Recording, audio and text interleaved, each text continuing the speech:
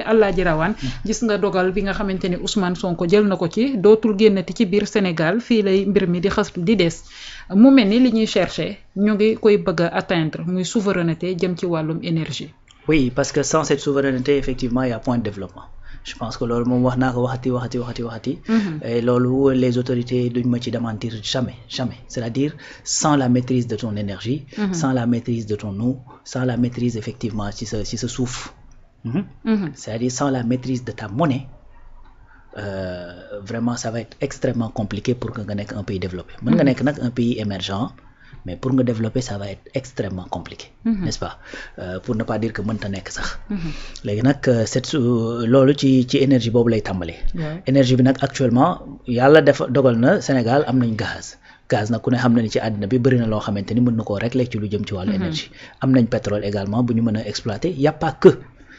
Xam nga donc am nañu soleil bu doy souvent je rappelle que ni Sénégal 300 heures d'ensoleillement la soxla ci at bi pour mën a électrifier tout le Sénégal à partir du soleil. Ñun on en a plus de 3000. Tu vois donc ndox mi itam ku ne xam na ni énergie hydroélectrique et cetera ak ñoom seen bref énergie boo ko maîtriser wul pour nga développer ça va être très compliqué. Léegi nag énergie boobu daf ci am boo xamante ni énergie électrique la muy jëm ci courant bi nga xamante ni da nga koy lakk ngir kër yi mën a am énergie domestique am ci kër yi mais également industrie yi mën di dox parce que tey su fekkee da nga am fer boo war a exploiter benn mine faa nga yóbbu fa ay matériel auto ay grue ay xam nga matériel de change yoo xamante ni ay excavateur ak ñoomin seen di nga fa soxla énergie électrique di nga fa soxla hydrocarbure ndax oto yi carburant moo leen di dawal. Effectivement tu vois donc mais également ci biir kër yi. dañuy soxla énergie boobu surtout gaz bi à travers effectivement gaz butane bi nga xamante ni moom la ñuy utiliser di loolu. di togg ak ñoom seen. ku ne xam na gaz actuellement la mu daan jar démb ak bërki dem ak li muy jar léegi bokkatul. tu vois donc moo tax maîtrise boobu mënta ñàkk. Les autorités nag ont tellement compris loolu ba nga xamante ni maanaam xam nga ban stratégie lañ mettre en place. Premièrement dem GTA renégocier waxtaanaat foofu. ba lañ fa doon am as néew ñu mën ko yokk parce que c'est quoi l'objectif État du Sénégal objectif bi muy poursuivre mooy d'ici 2050 ñu yegg 10 000 mégawatts. Actuellement xam nga fan lañ toll 1800 xam nga gap bi kon c'est énorme léegi yow imaginer comment tu peux avoir gap bu énorme noonu nga ni léegi man li may am ci gaz bi day leen koy génne di ma ko jox xaalis loolu moo xewoon avant les autorités bi ñëwee ñu ne non ça peut pas prospérer parce que sinon tant que loolu mi ngi continuer da nga koy jël yóbbu ko ci biti jëlaat xaalis boobu dem jëndiwaat ko gaz parce que da nga koy soxla. ñu ne léegi dañuy dem GTA waxtaanaat. Au lieu de 30 MFCF yi ñu doon jox nañ ko dolli ñu def ko 150 MFCF 150 MFCF mën nga ci defar au moins 1700 mégawatts donc c'est-à-dire avec juste li ngay am GTA boo ko dugalaatee effectivement ci réseau bi. changer li nga xamante ne moom mooy centrale yi nga xamante ne moo doon daw fii ci réew mi nga xamante ni kii bi la ñuy jël nu ma koy tuddati fuel bi nga changer ko def ko ay centrale à gaz loolu rek boo ko defee da ngay multiplier sa production énergie par 2 fois 2 nga koy def. te ku ne xam na ni récemment ñu ngi doon def test yi pour effectivement gaz du power bi changer li nga xamante ne moom mooy gaz bi ci production Sénélec. Effectivement n'est-ce pas il y a également le réseau gazier national. nga xamante ne loolu également ñu ngi ciy liggéey bu am solo. Premier tronçon pipeline bi déjà attribué nañ marché bi et tout ça loolu ci gaz bi la mais beneen affaire mooy SAR aujourd'hui daawul raffiné. SAR dañ daan jëndi produit bu ñu raffiné ba pare indi ko ci Sénégal bu ko defee ñi war a jël gaz butane bi jël gaz butane ñi war a jël pétrole jël et cetera. Mais SAR a fait des tests commencé na di raffiner.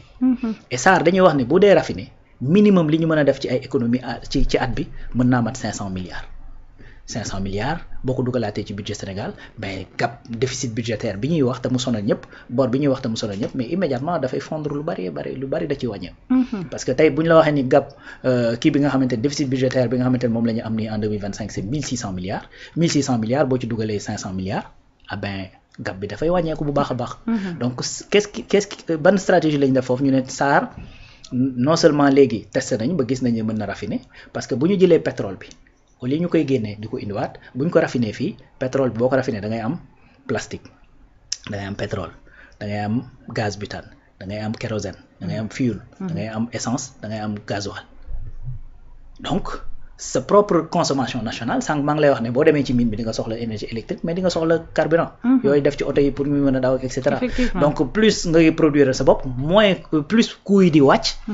plus say coûts d'exploitation di wàcc plus sa population di ko sentir n'est-ce pas plus ngay mën a concurrentiel bu fekkee da nga dem ci biti mais yamuñu ci premier ministre Ousmane Sonko bi mu demee Chine dafa dem waxtaan avec la société chinoise bi nga xamante ne moom mooy gérer lu jëm ci wàllu hydrocarbure foofu muy China Petroleum waxtaan ak ñoom ci benn projet boo xamante ni pour defar deuxième raffinerie au Sénégal donc deuxième raffinerie au Sénégal daf lay jox ambition bi Sénégal am ci carburant bi te bi ñuy joxee effectivement les gisements Sangomar lañ joxe mais yi des kenn attribué ko parce que dañ ne woon nañu joxe Sangomar ñu xool ba xam fan la ñuy kii évaluer et tout ça donc li ci des ëllëg buñ koy joxe waat ñu mën a joyanti selon erreur yi nga xamante ni dal nañu ci bële ñu mën ko joyanti donc foofu lañ jëm deuxième mooy SAR 2.0 deuxième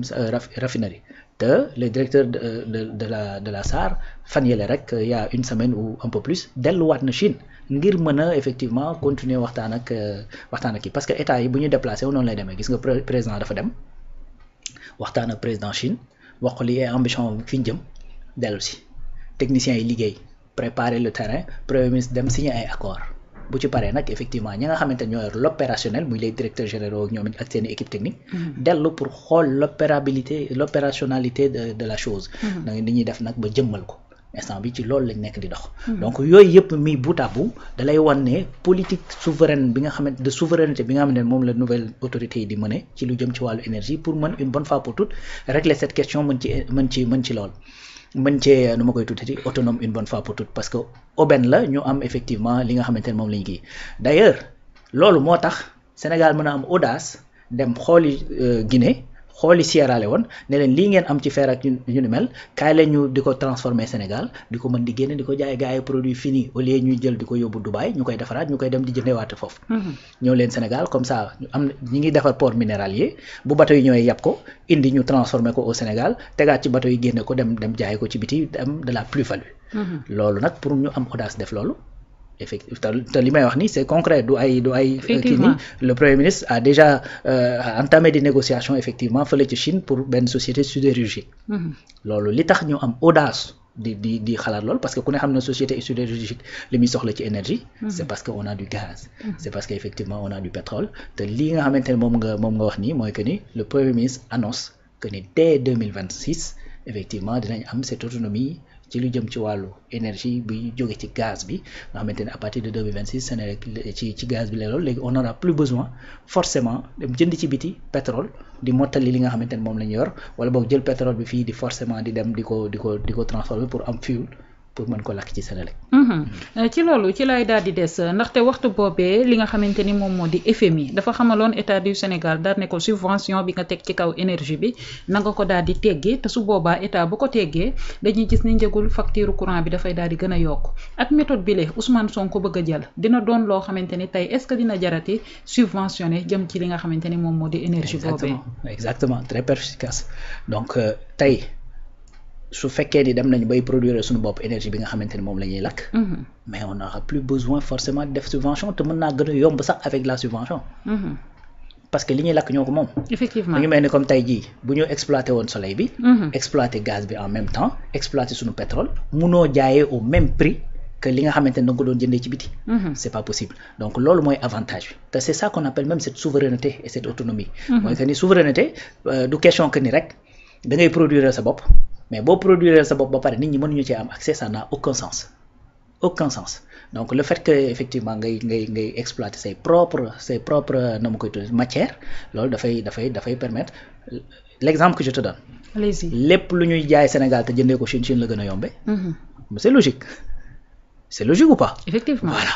lépp looy jaay Sénégal te jëndee ko Chine la gën a yombee. ku ci mel ne Mame Ndiaye Savon la muy jaay day dem ba Chine daal di ko fay commander indi ko Sénégal. c'est logique parce que fa lañ koy produire. effectivement donc tey mënoo am sa propre gaz di produire effectivement sa propre électricité te du gën a yomb fuuf moment bi nga xamante ne nga ko doon jëndee ci biti. voilà effectivement li nga xamante ne mooy kii gis nga beneen affaire bi nga xamante ne moom moo ci am solo d'aucuns nag vont me dire non da ngay kii parce que c'est pas ce régime loolu commencé na avant mooy l'histoire du gaz to power et cetera. Mais même su fekkee l'idée est partie avant les nouvelles autorités ni ñu ko xamante ne moom lañ ko codifier présentement nii c'est beaucoup plus intéressant parce que liñ ciy jëlee ci gaz moo ëpp mais li ci intéressant mooy que ni au lieu de dire am nañu SAR am nañ pétrole ni ñuy dem di raffiner tey jël fuel bi di ko dugal ci Senelec bi puisque fuel boobu la Senelec doon la dañoo réfléchir sur benn stratégie boo xamante ni moo gën a durable effectivement parce que li ñu am ci gaz moo ëpp donc mënoon nañ def solution bu gën a facile nañ dem jël pétrole bi rek yóbbu SAR bu ko defee mu raffiner ñu daal jël fuel bi dugalaat Senelec mais comme on a plus de gaz et que effectivement dans la durée loolu mooy gën a optimal ben ñu daal di opter pour le gaz plutôt que pour le pétrole. yaa ngi wax ak décision bi nga xamante ni Ousmane Sonko daal di jël est-ce que décision boobu noonu Alaaji Rawaan du ma ne est-ce que c'est la bonne décision mais est-ce que préparé nañu ko à ce que li nga xamante ni tey jii nii moom moo di état du Sénégal souveraineté ak indépendance bi nga xamante ni bëgg na kaa daal di am ci wàllu énergie bi est-ce que li nga xamante ni moom moo di ressources humaines bu doy bi mu ngi fi loo xamante ni mënees nañaa daal di def boobu lépp liggéey. waaw xam nga ku ne xam na ni Senelec wax dëgg fa yàlla quoi que tu puisses dire am na ay manquements mais maîtriser nañ tey su fekkee ni jëlee énergie ca centrale ba yóbbu ko ci biir kër yi loolu je crois que Senelec maîtrise assez bien àddina nag dafay dox dafay évoluer technologie yi dañuy changer et cetera donc c'est pas pour rien que souvent may fàttali ne deuxième axe ci plan Sénégal 2050 mooy ressources humaines parce que les autorités sont conscients que ni fi nga xamante ne fa lañ bëgg a dem si tu as pas les bras yi nga xamante ne moom moo ko war a liggéey ben doo fa yegg n'est-ce pas tey boo xoolee comment dire président Bassirou Diomaye Faye mi ngi tey fii au Japon mi ngi Japon effectivement bokk na ci li gën a tax voyage Japon bi stratégique mais cette ressource humaine xam nga Japon bokk na ci deux choses yi gën a tax yi gën a important yi tax président Bassirou Diomaye Faye dem foofu mooy c'est le pays def investissement direct bi ëpp ci àddina bi même les États-Unis Japon li muy def investissement direct investissement ci yeneen i réew moo ko ëppalee États-Unis ça c'est un te comme fu mu toll nii dañoo soxla capter ay flux de capitaux yoo xamante ne dafay jóge ci bitim réew donc loolu dafay def un choix stratégique mais deuxième choix mooy le capital humain. Pourquoi je dis le capital humain? Les Japonais l'ont tellement compris ba nga xamante ni quand Meiji est venu au pouvoir en 1867 li mu def mooy jël les jeunes japonais yóbbu leen Europe ne leen dem leen xooli ñoom naka la ñuy liggéeyee pour ñu mën a moderniser le Japon. Tu sais au Japon xoolal y a plus de 3400 à plus de ñenn ñi sax dañuy wax plus de 5000 îles parce que archipel la le Japon. îles 4 ñoo ci dëkk lañ ci mën a dëkk 4 yi ci des yëpp ay séisme la ak ay volcan ak ay parce que dafa nekk ci zone boo xamante ni sur le plan tectonique dafa bëri effectivement ay problèmes bëri lu muy am séisme c'est-à-dire ils ont tellement développé les ressources humaines ba nga xamante ni da ngay fekk foo xamante ni daanaka mënoon nañ ne fii nit mënu fay dëkk parce que day nekk île boo xamante ni daanaka lépp glace la ben les gens arrivent à y habiter n'est-ce pas donc cette ressource humaine de qualité là te loolu Japon daf cee wan Sénégal que ni mën na ko cee accompagner quand on parle boo jëlee par exemple école nu mu koy tuddati Sénégal Japon mais combien de techniciens la ñu formé fii ci biir réew mi bari na boo jëlee la coopération japonaise à travers JICA combien d'agronomes combien de projets effectivement la ñu jàppale fii ci biir réew mi donc loolu c'est-à-dire c'est une réponse un peu nu ma koy tuddee contournée de la question bi nga posé mooy ndax ressources humaines mi ngi fi effectivement am na lu fi nekk mais am na lu ñu war a dolli loolu nag ñu war a dolli ça nécessite effectivement des formations mooy curricula bi ñu xoolaat ko ni nga xamante ne noonu la ñu former jeunes yi loolu tàmbali nañ ko il faut le dire ci ancien régime bi parce que lycée technique yu bari ancien régime moo ko mettre en place donc il faut que ñu poursuivre ko pour changer le curricula mais beneen affaire mooy que ni boo demee di négocier avec quelqu'un qui doit venir installer quelque chose fii ci réew mi mais da nga koy booleeg en même temps transfert de compétences Prodac bokk na ci li nga xamante ni des fois partie ba nga xamante ni moom la Pamal Ndour mii tey doon gérer loolu da cee bokkoon bokk na ci li nga xamante ni rapport yi ñu def bokk na ci liñ ko doon entre guillemets reprocher ou bien liñ ko doon laaj mooy cette transfert de compétence bi ñu waroon def à travers les DAC def nañ ko ou defuñu ko ça n'a pas été fait léegi nag loolu mooy enjeu bi loolu mooy véritable enjeu bi mooy que ni waaye bu ñëwee installer usine am ba pare wala mu ñëw installer business am wala et cetera yu demee noonu transfert de compétence bi dañ koy def léegi nag transfert de compétence bi y a deux possibilités soit tu prends des jeunes nga yóbbu leen foofu ñu dem former wu et loolu ça se passe actuellement nii ça se passe donc tey y a des jeunes lu jëm ci wàllu société bi entreprise bi war a defar les matériaux de construction 200 jeunes yoo xamante ne dañ leen yóbbu pour former ji leen en Chine ñu dellu si waat effectivement donc fii également bu ñu ñëwee ba installé wu en même temps ngay loolu par exemple ferme agricole bi Mabouba war a def 500 hectares avec les Turcs ben ci biir ferme école la Matam société entreprise phosphate bi à côté dafa war a am université boo xamante ne dafay tàggat xale yi ngir ñu mën a liggéey effectivement ci loolu voilà les stratégies yi nga xamante ne moom ngay développer pour que nga mën a changer nga mën a yokk le niveau de cette ressource humaine bi nga war a am léegi nag bu ñu ñëwee ci énergie ce sera exactement la même chose c'est-à-dire c'est des capacitations gars yi dem di def ay certification bu ñu ñëwee war a installer quelque chose boo xamante ne lu bees la defaale ko effectivement ay contrat yoo xamante ne c'est verrouillé transfert de compétences par force te loolu je crois que c'est une super priorité si tel n'était pas le cas le deuxième axe de cette vision 2050 du nekk effectivement la ressource humaine. Merci beaucoup Alhaji Rawane ci précision yu am solo yooyee nga daal di def ginnaaw ilimaanu jëwriñu Ousmane Sonko